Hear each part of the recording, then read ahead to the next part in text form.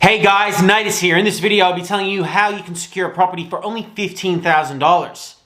Now, when I say $15,000, I mean the deposit. So the deposit you need to buy the property, only $15,000. So, you're probably thinking, how am I going to buy a property for only $15,000? Well, there's multiple suburbs across Sydney where you can actually secure a brand new unit for $500,000.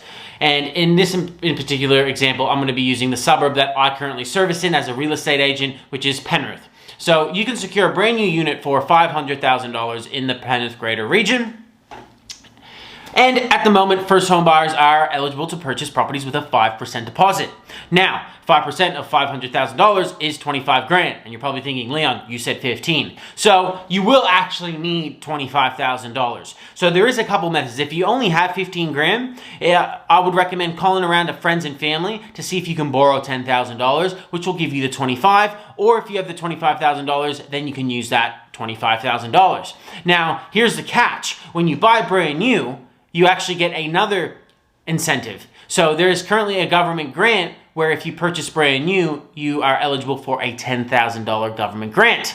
Now, as soon as a property settles, you get this pretty quickly, like within a week. So you can then give the $10,000 back to whoever you borrowed it from, or if you borrowed it from yourself, give it back to yourself. Therefore, meaning the deposit actually initially only costs you $15,000. And being a first home buyer, you also won't pay stamp duty. Now, if you wanted to eventually turn this into an investment property, you only need to live in the property for 6 months, and then you can turn it into an investment property. So the ideal area that you're looking at where the units are $500,000 is not somewhere where you'd consider to live. You could, initially do it for short term and then turn it into an investment property. This is a great method for you just to get into the property market. And keep in mind that brand new apartments have great depreciation that you can use towards your taxable income.